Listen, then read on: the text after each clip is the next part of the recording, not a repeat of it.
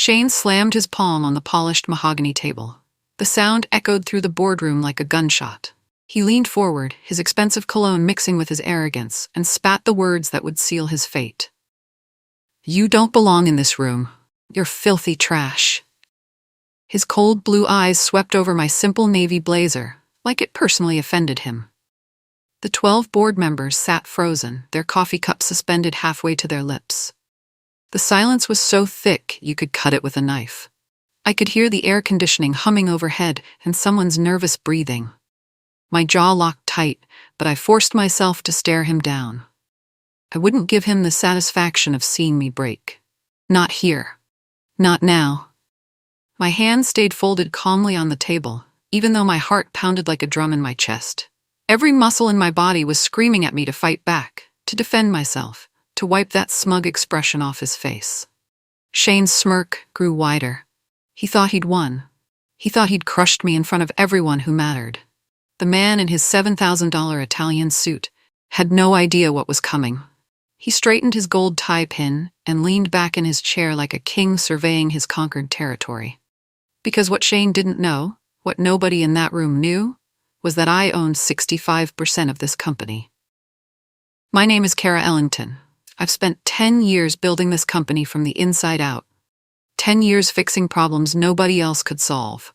10 years earning respect the hard way, through late nights, smart decisions, and actually caring about our people.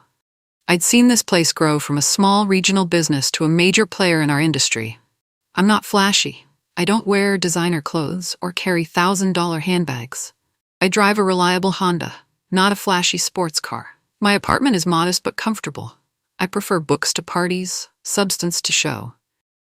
I care about making this place better for everyone who works here, from the janitors to the executives. But none of that mattered to Shane Ozzie. I still remember his first day like it was yesterday. He strutted through our office doors wearing that ridiculously expensive Italian suit, his gold Rolex catching the light with every gesture. His cologne announced his arrival before he even spoke a word. The man walked like he owned the world and everyone in it owed him something. He scanned our employees like a king surveying his subjects. I watched him from my desk as he muttered something to his personal assistant. Later, I found out what he'd said. "God, I hate working with people who still think Walmart is high fashion." That was just day one. It only got worse from there. The coffee incident happened on Shane's third day. A bright-eyed intern named Tommy brought Shane his morning latte. The kid was so eager to impress, practically bouncing on his toes as he set the cup down. Tommy had probably gotten up extra early to make sure he got Shane's order perfect. He'd even brought napkins and a small packet of sugar, just in case. Shane picked it up, took one sip, and his face twisted like he'd tasted poison. "Starbucks?" Shane's voice dripped with disgust. He held the cup like it was contaminated. "You call this coffee? This swill is for broke college kids, not executives." Without warning, he tossed the entire cup into the trash can. The coffee splashed everywhere, staining the carpet and sending drops flying onto the wall. Tommy's face turned bright red, and I could see him fighting back tears. His hands started shaking as he grabbed napkins to clean up the mess. Shane just laughed, a cold, heartless sound that made my skin crawl. "Don't worry, kid, you'll probably never afford real coffee anyway. Maybe stick to vending machine stuff. It matches your level." The entire office went dead silent. 20 people pretended to stare at their computers while a 19-year-old college student got humiliated for bringing his boss coffee. That was the moment everyone realized Shane Ozzie enjoyed making people feel small. During our weekly financial meeting, Shane decided to make an example of someone else. Todd Mitchell, our senior financial analyst, was presenting the quarterly projections. Todd had been with us for 8 years. He was brilliant with numbers and one of the most respected people in the company. He wore his standard outfit, clean khakis, and a pressed button-down shirt. His presentation was thorough and professional, backed by months of careful research. Shane interrupted him mid-sentence, pointing at Todd's shirt like it was evidence in a murder trial. "Hold on.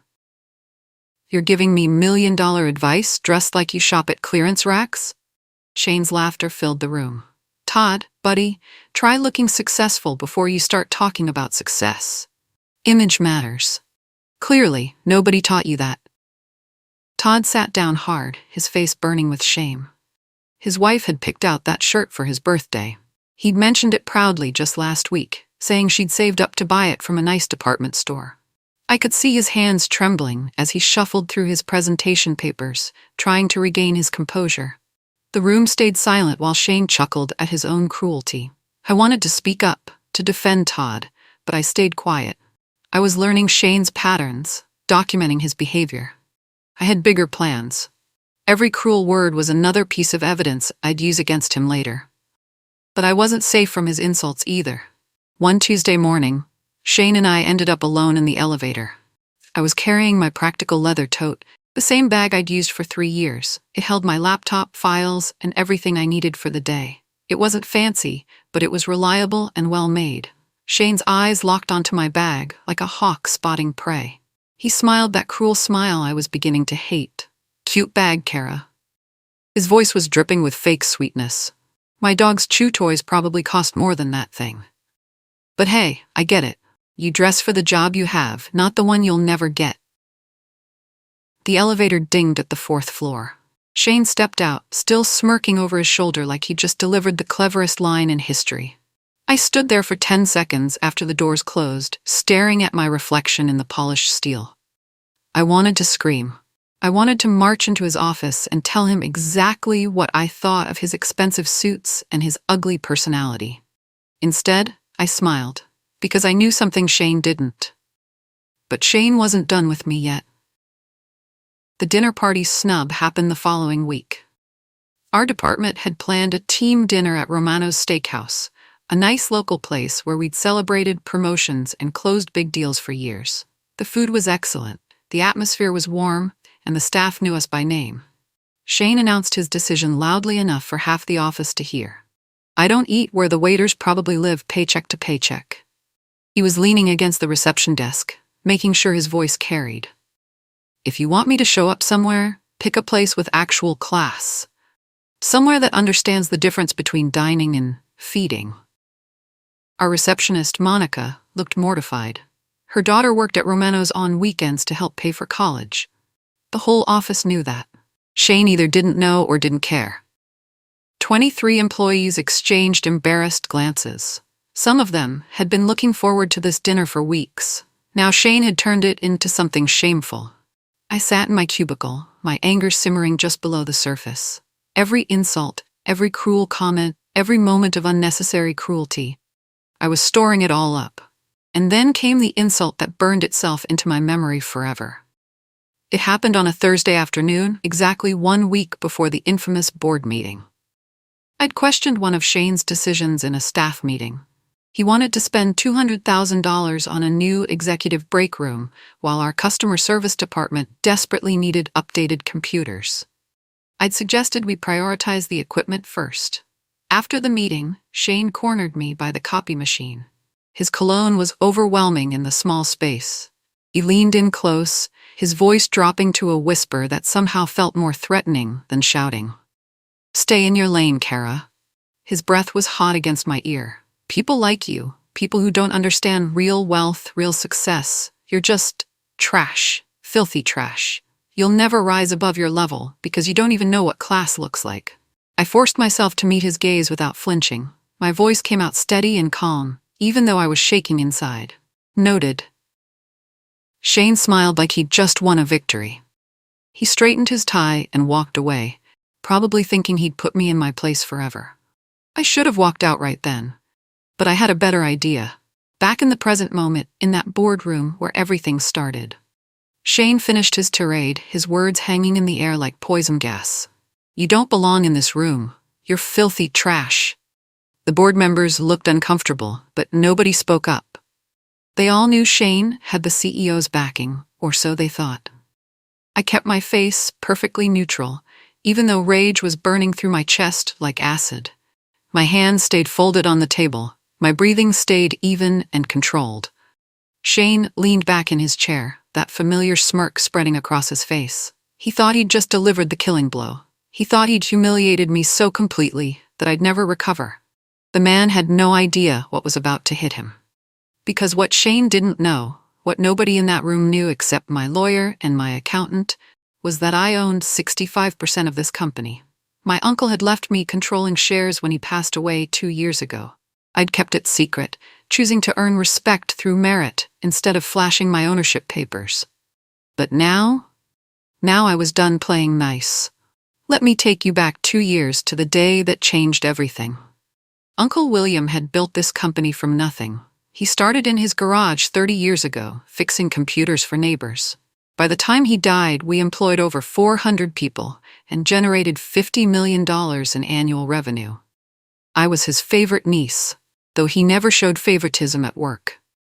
He made me earn every promotion, every raise, every ounce of respect. When other family members complained that I was getting special treatment, he'd just smile and say, "Kara works twice as hard as anyone else here." The reading of his will shocked everyone, including me. He'd left his house to my aunt, some money to various relatives, and 65% of the company stock to me. The remaining 35% was split among key employees and board members. His lawyer handed me a sealed envelope afterward. Inside was a handwritten note. "You're the only one who cares about the people, not just the profits. Use this power wisely and only when you need it." I'd promised myself I'd stay in the background, earning my place through hard work. But now, watching Shane destroy everything Uncle William had built, I knew it was time to act. Over the past month, I'd been quietly building alliances with the board members Shane had alienated.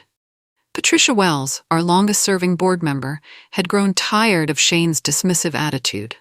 He'd interrupted her 3 times during the last meeting, telling her that traditional business models were outdated.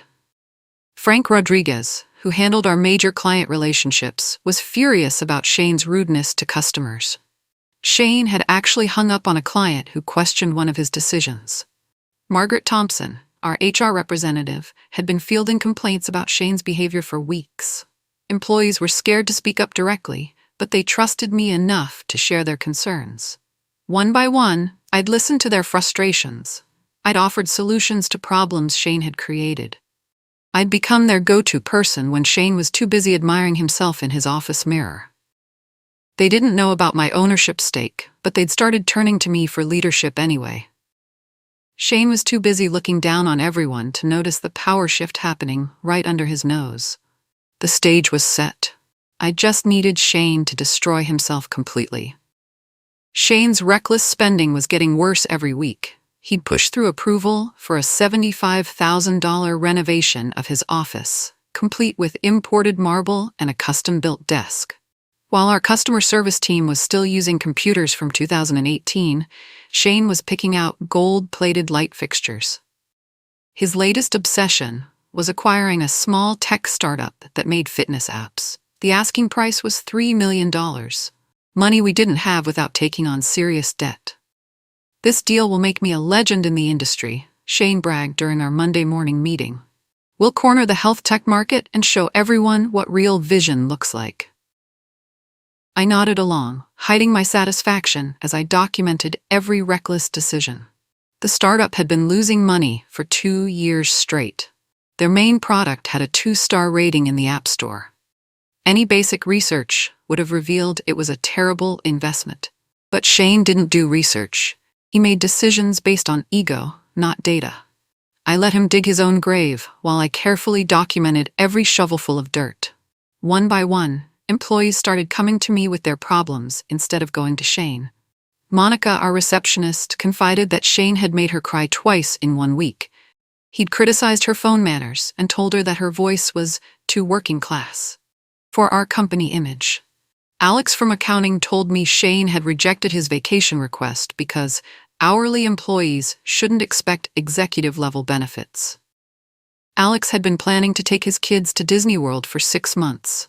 Kelly from customer service said Shane had listened to her calls and criticized her for being too friendly with clients. Apparently, being helpful was now a character flaw. I listened to each story, offered comfort where I could, and filed away every detail. Shane's pattern was clear. He enjoyed making people feel powerless and small.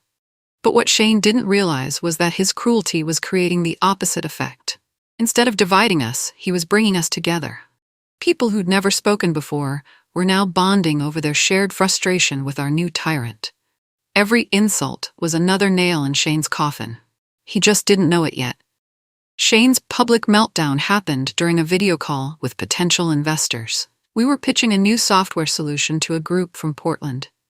The presentation was going well until one of their technical advisors asked a detailed question about our security protocols. Shane didn't know the answer. Instead of admitting that or deferring to someone who did, he lost his temper completely. "Are you seriously questioning our expertise?" Shane's face turned red as he leaned toward the camera. "We've been in this business longer than you've been out of college, kid. Maybe do your homework before you waste our time with amateur hour questions." The investor's face went cold. "I'm actually 42 years old and have been doing cybersecurity for 15 years. But thank you for that feedback." The call ended abruptly. We lost a $2 million contract because Shane couldn't control his ego. Within an hour, someone had recorded the incident and shared it internally. I didn't spread it myself, but I didn't try to stop it either. By the end of the day, everyone had seen their fearless leader throw a tantrum like a toddler. The board was starting to doubt their golden boy. I spent 3 weeks preparing the perfect report. Every reckless spending decision documented with receipts. Every inappropriate comment backed up with witness statements. Every lost client, every angry employee complaint, every moment of financial irresponsibility, all of it organized into a devastating 40-page presentation. I worked on it at home, during lunch breaks, and on weekends. I fact-checked every number, verified every quote, and cross-referenced every timeline. When I was finished, it read like a prosecutor's closing argument. The financials alone were damning. Shane had increased executive spending by 300%, while our profit margins were shrinking. He'd approved 6-figure purchases without board approval and committed us to contracts we couldn't afford. But the human cost was even worse. Employee satisfaction surveys showed the lowest morale in company history. 3 department heads had quietly started job hunting. Our best customer service representative had already accepted a position with a competitor. I printed everything in a neat binder and locked it in my desk drawer. Now I just needed to wait for the right moment to strike. The night before the board meeting, Shane hosted a party at his penthouse apartment. I wasn't invited, obviously, but several board members were there. Patricia Wells told me about it later, her voice shaking with disgust. Shane had spent the evening bragging about his plans for the company. He'd stood on his balcony, champagne glass in hand, talking about elevating the brand and removing dead weight. "Tomorrow the board will beg me to expand my role," Shane had announced to his guests. "You'll watch them eat out of the palm of my hand. I've got them wrapped around my finger." He'd gone on to mock several employees by name, doing cruel impressions of their voices and mannerisms. When someone had suggested he was being harsh, Shane had laughed it off. "Harsh? This is business, not a charity. If people can't handle real leadership, they can find jobs more suited to their limited abilities." Patricia had left early, feeling sick to her stomach. When she told me the story, I just smiled politely and thanked her for the information. Tomorrow would be the last day Shane Ozzie sat at the head of any table. The morning of the board meeting, Shane delivered his final insult. Barry Coleman had been our facilities manager for 12 years. He'd started as a janitor and worked his way up through dedication and hard work. Everyone respected Barry. He was the guy who stayed late to fix broken heating systems and came in on weekends to handle emergencies. Shane called Barry into his office at 9 a.m. and fired him in front of half the administrative staff. "Barry, buddy, I'm going to be straight with you," Shane had said, not bothering to close his office door. "Your whole vibe doesn't match our company image anymore. We need people who understand sophistication. This isn't personal, it's just business." Security escorted Barry out while he was still in shock. The man who'd literally kept our building running for over a decade was treated like a criminal because Shane didn't like his appearance. The whispers started immediately. People were disgusted, angry, and scared. If Shane could fire Barry for no reason, nobody was safe. I watched from my desk as Barry cleaned out his locker, his hands shaking. That was the moment I knew the entire room would be ready to listen when I finally spoke. The meeting was in 3 hours. Shane had no idea what was waiting for him. I walked into the boardroom at exactly 2 p.m., carrying my simple leather portfolio. Shane was already there, of course, holding court at the head of the table. He was explaining his brilliant strategy for the next quarter, gesturing wildly with manicured hands. His confident voice filled the room as he described his vision for premium positioning and elevated clientele. The board members looked tired. Patricia kept checking her watch. Frank was staring out the window. Margaret was taking notes, but her expression was grim. Shane noticed me settling into my usual seat at the far end of the table. That familiar smirk appeared on his face, the same look he'd given me in the elevator, by the copy machine, and in a dozen other moments of casual cruelty. He probably thought I was there to take notes and stay quiet, like always. The poor little employee who didn't know her place, coming to learn from the master. He had absolutely no idea what was about to hit him. I opened my portfolio and waited. Shane dismissed my concerns before I'd even finished speaking. I'd started with a simple question about the quarterly budget, specifically the $300,000 he'd allocated for executive enhancement projects, while our customer service department was still using outdated equipment. "Don't interrupt adults when they're talking, Kara." Shane didn't even look at me. He was adjusting his gold cufflinks, making sure everyone noticed how expensive they were. This is a board meeting, not a suggestion box for middle management. The temperature in the room seemed to drop 10 degrees. Patricia's eyebrows shot up. Frank actually gasped. Margaret stopped writing entirely and stared at Shane like he just slapped a baby. I opened my folder and pulled out the first document, a detailed breakdown of Shane's spending compared to industry standards. My voice stayed calm and professional, even though my heart was racing. "I have some concerns about our current financial direction that I think the board should see." Shane laughed that awful, condescending laugh. "Oh, this should be rich." I'd stayed quiet long enough. It was time to speak up. I laid out the evidence methodically, like a prosecutor presenting a case. The reckless spending came first. Detailed spreadsheets showing Shane's 300% increase in executive costs, while our operational budgets shrank. The board members leaned forward, studying the numbers with growing alarm. Then came the bad deals. The fitness app acquisition that would have cost us $3 million for a company that was hemorrhaging money. The office renovation that prioritized marble countertops over essential technology upgrades. Next were the employee complaints. Anonymous but verified statements about Shane's verbal abuse, discriminatory comments, and hostile behavior. I'd compiled them into a professional report that painted a clear picture of toxic leadership. Finally, the lost clients, the Portland investors, the Henderson account, and 3 smaller contracts that Shane had sabotaged through his arrogance and unprofessional conduct. Patricia was shaking her head in disbelief. Frank was making notes furiously. Margaret had gone pale as she read through the employee statements. Shane's smirk was starting to crack around the edges. And then Shane made the biggest mistake of his entire career.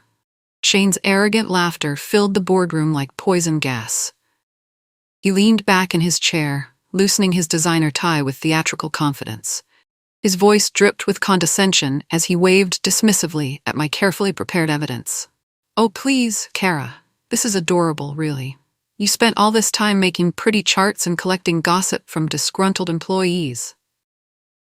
He gestured around the table like he was addressing children. "But let's be realistic here. You're just a low-level strategist who's been with this company too long." The board members shifted uncomfortably in their seats. Patricia's jaw was clenched tight. Frank had stopped writing entirely. Shane stood up, straightening his jacket with exaggerated importance. He looked directly at me, that cruel smile spreading across his face like oil on water. "The board trusts me, not some, what did I call you earlier? That's right. Trash. Filthy trash who doesn't understand how real business works." The words hung in the air like a toxic cloud. The silence was so complete I could hear the air conditioning humming in the vents. That was the moment I'd been waiting for my entire adult life. I closed my folder and smiled, not the fake smile I'd been wearing for months, but a real one. You should have done your homework, Shane. My voice was calm, almost gentle. I reached into my briefcase and pulled out a single document, the ownership papers my uncle's lawyer had given me 2 years ago. I own 65% of this company. The gasps were immediate and sharp. Patricia's coffee cup clattered against her saucer. Frank's pen rolled off the table and hit the floor with a tiny plastic sound that seemed impossibly loud. Shane's face drained of color so fast, I thought he might faint. His mouth opened and closed like a fish out of water, but no sound came out. I slid the ownership documents across the table to Patricia, who put on her reading glasses with shaking hands. She scanned the papers, her eyes growing wider with each line. These are legitimate," she whispered. Margaret leaned over to read along, her hand covering her mouth in shock.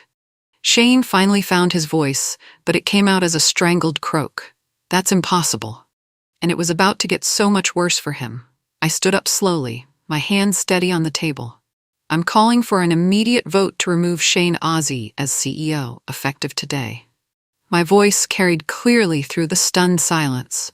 "The charges are financial mismanagement, creating a hostile work environment, and demonstrating conduct detrimental to company interests." Shane lurched to his feet, his chair spinning backward. "You can't do this. This is some kind of trick, some kind of—" "All in favor?"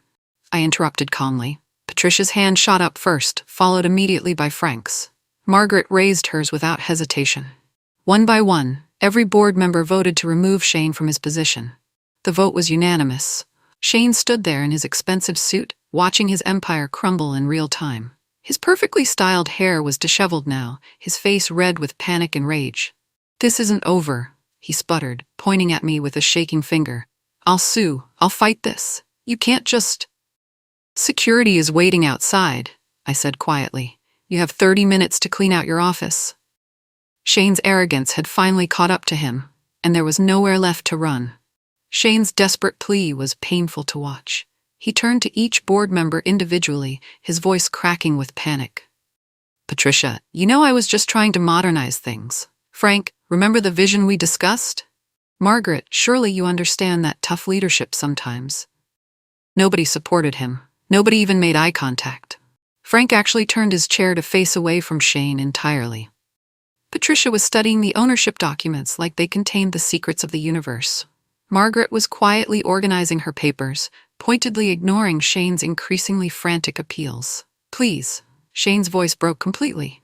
"I made mistakes, yes, but I can change. Give me another chance. I'll apologize to the employees. I'll cut my spending. The vote was unanimous, Shane," I said gently. "It's over." Security knocked on the door, 2 professional guards who'd escort Shane out with dignity if he cooperated, or without it if he didn't. Shane looked around the table one last time, searching for any hint of sympathy or support. He found nothing but cold professional faces and the wreckage of his own making. Shane Ozzie was officially finished. Security escorted Shane out while he continued to sputter excuses and threats. "This is illegal. I'll have lawyers all over this place. You'll regret this." His voice echoed down the hallway as they led him toward the elevator. He stopped at the doorway and turned back to glare at me, his face twisted with hatred and disbelief. For a moment, I thought he might try to rush back into the room. Instead, he straightened his tie one final time and tried to salvage some dignity. "You think you've won something here, Kara? You have no idea what you're getting into. Running a company isn't about feelings and employee satisfaction surveys." I met his gaze steadily, my voice calm and clear enough for everyone to hear. "Know your worth, Shane, because I always knew mine." The elevator doors closed on his red, furious face. For the first time in months, the office building felt like it could breathe again. I could hear normal conversation resuming in the hallways, the sound of people who no longer had to whisper around a tyrant. Patricia was smiling through tears. Frank was already drafting a memo to announce the leadership change. Margaret was on her phone, probably calling HR to start damage control. Just like that, the nightmare was over. I accepted the role of interim CEO, not because I wanted power, but because this company needed healing. My first act was to reinstate Barry Coleman with a formal apology and a raise. My second was to approve the customer service department's equipment upgrades, the ones Shane had blocked for months. Over the next week, I met with every employee Shane had bullied or dismissed. I listened to their stories, acknowledged their pain, and promised that things would be different. Some were skeptical at first, but when they saw real changes happening, the smiles started coming back. Tommy, the intern Shane had humiliated over coffee, brought me a latte on my third day as CEO. His hands were shaking, clearly terrified I might react like Shane had. "This is perfect," I told him, and meant it. "Thank you for thinking of me." The relief on his face was worth more than Shane's entire designer wardrobe. Our company culture began healing immediately. People started speaking up in meetings again. Laughter returned to the break room. Employee satisfaction scores jumped 20 points in the first month. I learned something important during those weeks. Never let someone who doesn't know your worth define it for you. Sometimes you need to walk away. But when the time comes to stand tall and speak your truth, don't hesitate. The trash took itself out, and we were all better for it.